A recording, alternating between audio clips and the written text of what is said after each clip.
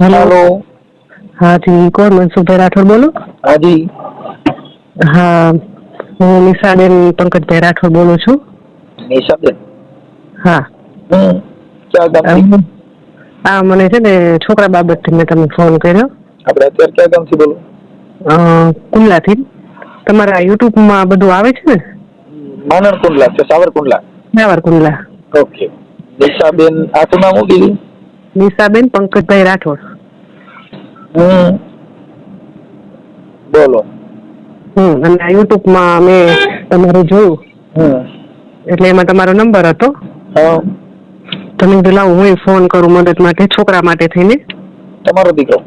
હા. શું હતું? એમાં એવું હતું કે મેં છે ને મૈત્રી કરાર કરેલા છે. કોની યારે? કિશોરભાઈ દાફડા કરીને છે, વાઘાવાડી દલિત છે, વાઘાવાડી ગામ છે. તમે કઈ સમાજના દીકરી છો?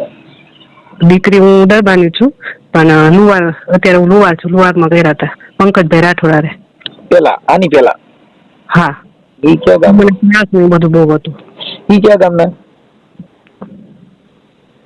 ઈ નિરોણા ગામના, કચ્છમાં આવ્યું, નખત્રાણા તાલુકામાં.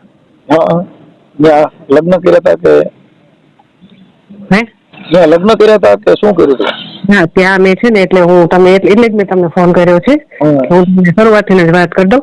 2018માં અમારા બેના મારા અને પંકજભાઈ રાઠોડ કરીને નખત્રાણા તાલુકામાં નિરોણા ગામ છે એની સાથે કર્યા હતા. હા, અને હું પરમાની દીકરી છું અને ત્યાં લુવાર છે, લુવારમાં મેં કર્યા હતા. તમે દરબારમાંથી છો? હા. ક્યાં દરબાર છો? ક્ષત્રિય દરબાર. ઠીક છે. આપણું તમારું માવતરનું ગામ કયું છે? ભાવનગર. ઓકે. એટલે હમણાં તો હું છે ને અહીંયા કેવા સાવરકુંડલામાં રહું છું. હા. અને 6-7 મહિના જેવું થઈ ગયું. અને મારો છોકરો લઈ ગયા ને એને 6 મહિના જેવું થઈ ગયું. તમારા છોકરાનું નામ શું છે? દીવમભાઈ પંકજભાઈ રાઠોડ. દીવમ? દીવમ, હા, દીવમ. 7મા વર્ષમાં બેઠો છે, નાનો જ છે. અને લઈ ગયા વાઘાવાડી ગામ છે ને, ધારી તાલુકામાં છે, ત્યાંથી લઈ ગયા. નિરોણાથી આવ્યા હતા ગાડી લઈને. નહોતું કે કાંઈ હતું નહીં. ધમકી મને આપી. હિતેશ કાનાડી કરીને હતો, એની સાથે એક બીજા પણ હતા, અને પંકજ રાઠોડ.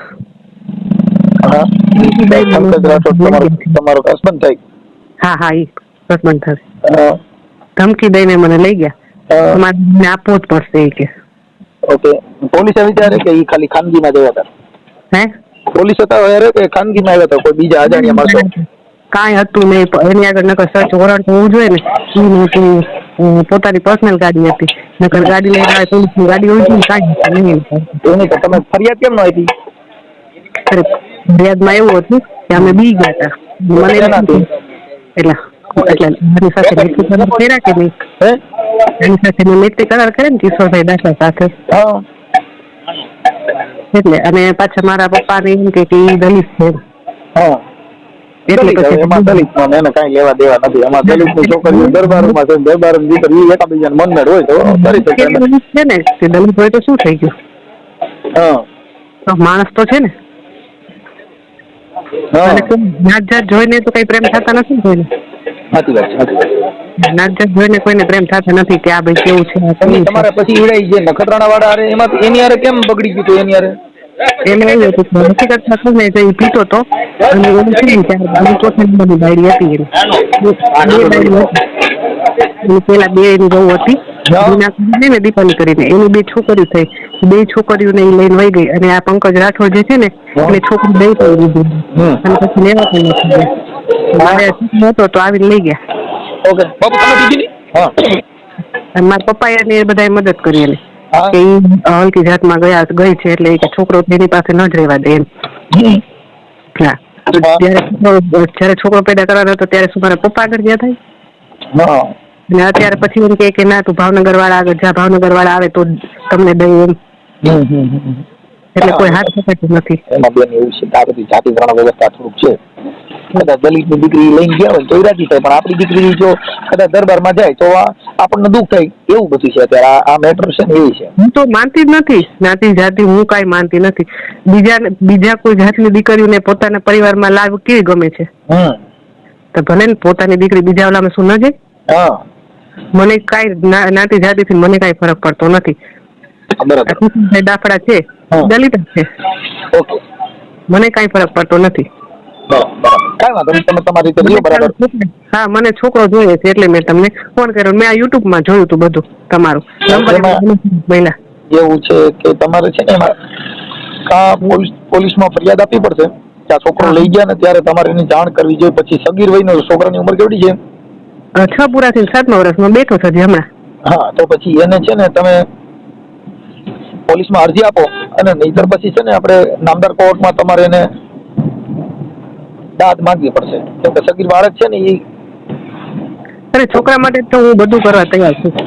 હા, તો આપી દેશે. જે તે સમયે જયારે લેવા આવ્યા ત્યારે તમે પોલીસને જાણ કરી હોત કે પછી 100 નંબરમાં કે 112માં ફોન કર્યો હોત ને કે ભાઈ આ કોણ છે અને શું કામ લેવા આવ્યા છે, હા હા, તો ત્યારે થઈ જાય. પણ તમે બાળક જવા દીધો ને એ જ ખોટું થયું છે. પણ હવે તો હું છે ને છોકરા માટે તો ગમે તે કરીશ. છોકરા માટે તો હું મને કહેશે ને તો હું ત્યાં પોલીસ સ્ટેશનમાં મળવા તૈયાર છું. કઈ વાંધો નહીં. તો તમે ત્યાં મળવામાં આપણે કયું ગામ, ક્યાં ગામથી છોકરો લઈ ગયા? ધારી તાલુકામાં વાઘાવાડી ગામ. હા, તો પછી ધારી પોલીસ સ્ટેશનમાં તમારે ફરિયાદ આપવી પડે. ધારી પોલીસ સ્ટેશનમાં? હા, આ છોકરાને લઈ ગયા પછી તો ત્યાં તરત પોલીસ એને ફોન કરશે. હા હા હા, અને ત્યાં બોલાવશે. પછી જો તમારા બાળકને હાચવતા નહીં હોય અને પોલીસ ત્યાં બોલાવે, છોકરો કે મારે વી આવવું છે તો તમને આપી શકે, નહીતર તમારે કોર્ટમાં જવું પડે. પણ અહીંયાથી લઈ ગયા ને એને કેટલા 5-6 મહિના તો થઈ ગયું. હવે અત્યારે તો એનો જેવાયો થઈ ગયો હોય કેમ કે ફોનમાં વાત કરવા દેતા નથી વિડીયો કોલ કરવા દેતા. એમાં છે ને જો કદાચ બાળક ન આપે ને તો તમારે નામદાર કોર્ટની અંદર હેબિયસ કેસ દાખલ કરવી પડે. હા, કેમ કે બાળક સગીર બાળકનો કબજો મેળવવા માટે નામદાર કોર્ટ સિવાય બીજા પાસે પછી ના થઈ શકે.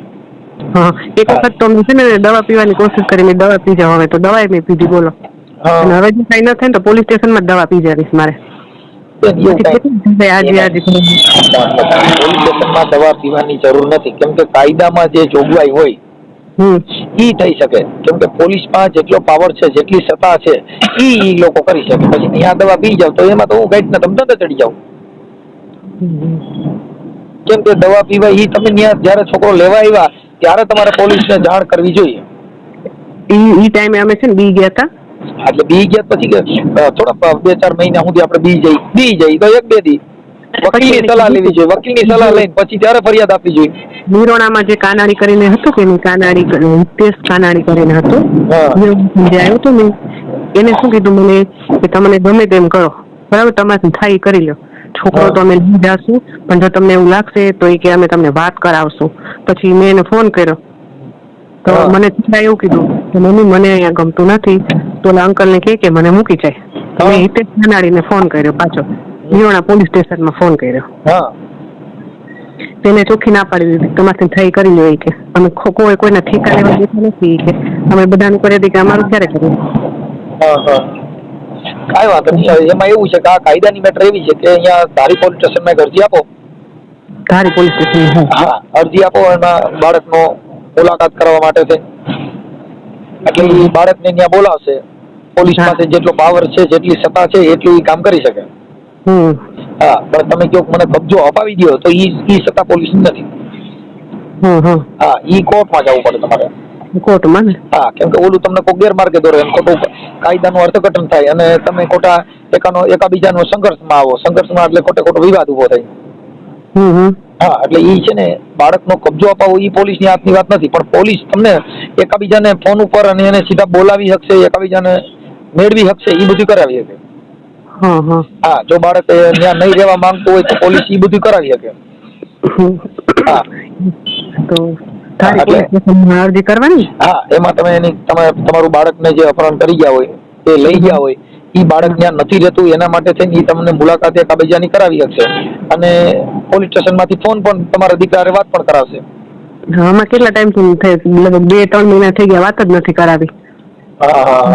થોડું મા વગરનું લઈને વયા ગયા. કાંઈ વાંધો નહીં. તમારા બાળક અત્યારે વાત થતી નથી? ના, નથી થતી વાત. ઓકે. અત્યારે આ ઓલો જે તમારો પેલો ઘરવાળો હતો એને ત્યાંથી કેમ તમારે ન મેળવ્યું? ઈ દારૂ ને બધું પીતો અને માવડિયો હતો. ઈ જે માં કે એમ જ કરે. અને એને 2 બાયડી હતી, ઈ છોકરી લઈને વહી ગઈ. ત્રીજી જે કરીને લઈ આવવાની તો મને ખબર જ નહોતી. ચોથી હું હતી. અંધારામાં મને રાખી બધાએ.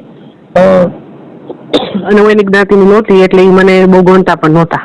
અને દારૂ પીએ ને બોલ કરે ને એવું બધું માનસિક ટોર્ચર દેતા હતા બધું.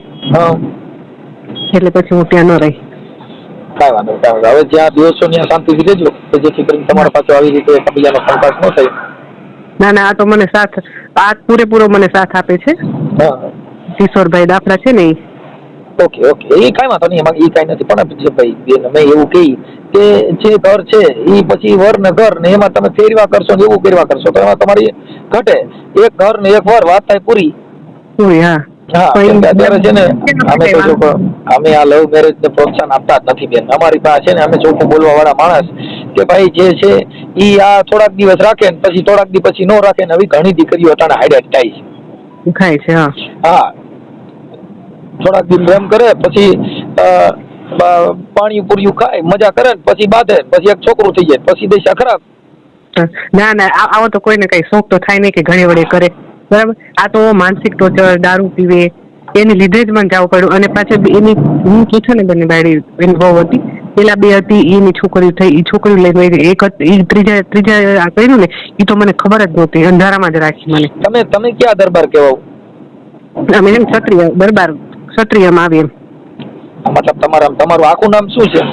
પરમાર નિશાબા કનકસિંહ, ભાવનગર. ઓકે. હા પરમાર. હા મારા પપ્પાને ઈ ભાવનગર. ઓકે. કાંઈ વાંધો બેન, અમે બને એટલો અમે તમને એમાં સપોર્ટ કરશું. એના નંબર ચાલુ છે કઈ? હા લગભગ હું તો ફોન કરું છું તો એના ફોન બંધ જ આવે છે. ચાલો તો એકાદી ટ્રાય કરી જોજો. આ તમે જે વાત કરી એ આપણે સોશિયલ મીડિયામાં તમે ઓડિયો વાયરલ કરવા માંગો છો? હા કરી નાખો, વાંધો નથી. હું જે કહું છું એ સાચી જ વાત કહું છું. ખોટી તો આમાં છે નહીં કે બીક લાગે. ભલે પણ તો અમારે એવું છે કે આ સોશિયલ મીડિયામાં મૂકવા માટે થઈને તમારી મંજૂરી હોય તો મુકાય, નકર અમારે આમાં કાંઈ આ લપન છપનમાં પડાય નહીં. હા ના આ તો યુટ્યુબ ચેનલમાં મેં તમારું જોયું, એમાં નંબર હતો એટલે મને એમ થયું કે લાવો કોઈ મદદ તો કરતું નથી એટલે. આમાં શું હોય ખબર છે કે આ બધી વસ્તુ છે ને એક પોતાનો નિર્ણય લીધેલો હોય. આ કોઈ છે ને એ જે લવ મેરેજ છે, એકાબીજા મૈત્રી કરાર છે, એકાબીજાના પ્રેમ છે, એ કોઈના ઓલાથી નથી. એ આપણો અંગત નિર્ણય લીધેલો હોય એટલે એ તમારે કાયદા થકી અને એના થકી કરવું પડે. બાકી એમાં કોઈ તમને કોઈ સમાજને આગેવાનો મદદ કરે, કોઈ ટેકો કરે એ ન થઈ શકે. હા કેમ કે આપણો પોતાનો નિર્ણય લીધો એ પોતાને જ ભોગવવાનું હોય. આપણે બીમાર પડી ગયા હોય, વાંધો નથી. હા આપણે બીમાર પડી તો દવા કોને પીવાની હોય? ઈ બધી એની પરેજી કોને રાખવાની હોય? રાખવી પડે. હા એટલે એ આ બધી વસ્તુ જે આપણા હાથે જે આપણે ઊભું કરીને એની બધી જવાબદારી આપણી પોતાની હોય. એમાં કોઈ સમાજ કે કોઈ કાર્યકરો આના જવાબદાર હોતા નથી. એટલે જે કાંઈ નિર્ણય લ્યો એ તમારો પોતાનો હોય. કેમ કે એમાં કોઈ કાર્યકરો આગેવાનો આમાં ક્યાંય પડે નહીં. આ તો તમારા બાળકના હિસાબે તમારી યારે વાત કરી, નહીંતર અમારે આમાં પડવાનું ન હોય. શું કામ કે એ બધી વસ્તુ છે એ પોતાનો નિર્ણય લીધેલો હોય એટલે એમાં નામદાર કોર્ટ છે, પોલીસ છે, એની અંદર તમારે બધી કાર્યવાહી કરવાની હોય. હા કાંઈ વાંધો નહીં. મને બેન તમારો ફોટો મોકલજો, બાળકનો ફોટો મોકલજો. હા અને તમારો જે જૂનો ઘરવાળો છે એમના ફોટા મોકલજો જે આ બાળક લઈ જાય. હા વાંધો નહીં, મોકલી દેશું. હા એટલે એ મને મોકલજો એટલે એ મેં ચડાવી દેશું. અને આપણે તારી તાલુકાનું કયું ગામ કીધું? વાઘાવાડી. ઓકે હાલો, મને આમાં વોટ્સઅપમાં તમારા ફોટા મોકલો અને ગામ ને ઠામ ને એવું લખીને મોકલો અને યુટ્યુબમાં અત્યારે અમે વાયરલ કરીશું.